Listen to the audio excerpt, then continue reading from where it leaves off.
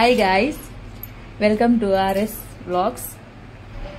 ఇక్కడ ఈరోజు మేము అనపకాయ చికెన్ కర్రీ అనపకాయ చికెన్ కర్రీ ఇది చేస్తున్నాము. దీనికోసమని ఫస్ట్ అనపకాయలన్నీ ఇలాగా ఇవన్నీ తొక్క మొత్తం ఒలుచుకొని లోపల సీడ్స్ ని హాట్ వాటర్ లో వేసుకోవాలండి. ఎందుకంటే మనం ఇది పొట్టు తీసి మనం కర్రీలో యూజ్ చేస్తాము. ఇన్స్టెంట్ గా ప్రిపేర్ చేసుకోవాలంటే హాట్ వాటర్ లో వేసుకోవాలి.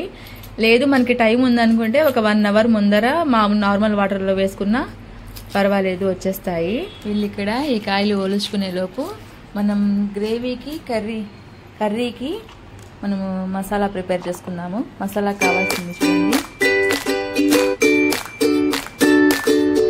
అన్ని మిక్సీలో వేసుకున్నాము.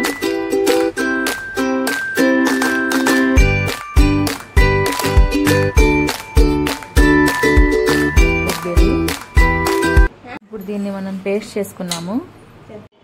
ఇవన్నీ చూడండి, మన కర్రీకి కావాల్సిన పేస్ట్ రెడీ అయిపోయింది. ఇలాగా స్మూత్ పేస్ట్ చేసుకోవాలి మనము. చూడండి, ఇలాగ తక్కువ ఒలుచుకోవాలి. దీనికి అనపకాయలకన్నీ కైసనాని జర అనపకాయలు వేడి నీళ్ళకి వేసుకొని తీసేయాలి. తక్కువ తీసి దాన్ని కర్రీ చేసేది, మసాలా పెట్టి కర్రీ చేసేది. ఇలా ఉంటుంది. ఇవి తీసేసినవి, తక్కువ తీసేసినవి. ఇవి నీట్గా ఇలా ఉంటుందండి, తక్కువ తీసేసినవి. ఇవి తోలుతో ఉన్నవి చూడండి.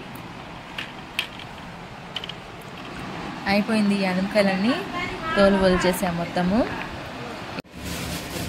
మనం ఇప్పుడు కుక్కర్లో చేసుకుంటున్నామండి కర్రీని. చూడండి అండి, మా ఆయిల్ వేస్తాం చూడండి. ఆయిల్ హీట్ అయింది. ఆయిల్ హీట్ అయ్యాక ఆనియన్స్ యాడ్ చేస్తున్నాం. ఆనియన్స్ గోల్డెన్ బ్రౌన్లో వచ్చేయాలి. చూడండి, గోల్డెన్ బ్రౌన్ కలర్లో వచ్చేయాలండి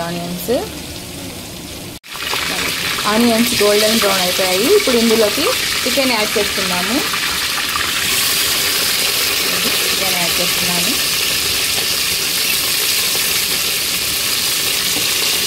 తర్వాత దాన్ని మనము బాగా కలపాలండి.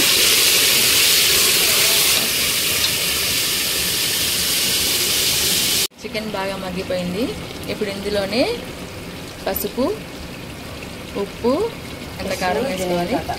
దాని తర్వాత కొరియాండర్ పౌడర్ అండి, ధనియాల పొడి.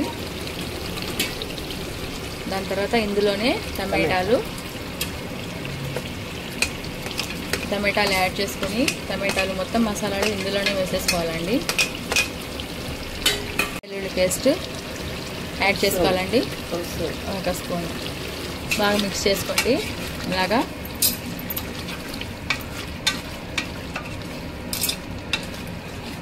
చాలా టేస్టీగా ఉంటుంది. మనము మసాలా చేసి పెట్టుకున్నాం కదా, ప్రిపేర్ చేసుకొని ఆ మసాలా కూడా ఇప్పుడు ఇందులోనే వేసుకోవాలి. కొబ్బరి మసాలా అండి. బాగా మిక్స్ చేసుకోవాలి. మసాలా వేసిన తర్వాత బాగా వేపుకోవాలండి.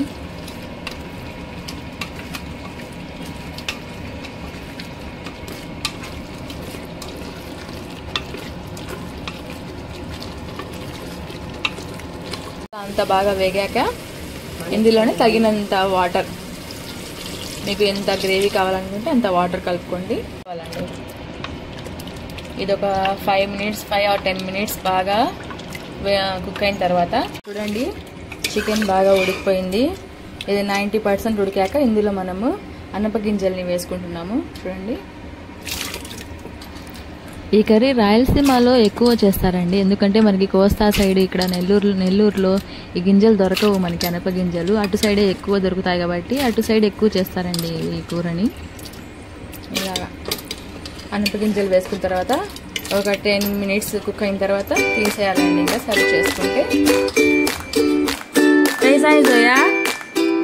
జోయా ఎలా ఉంది? టేస్ట్ ఎలా ఉంది? బాగుందా?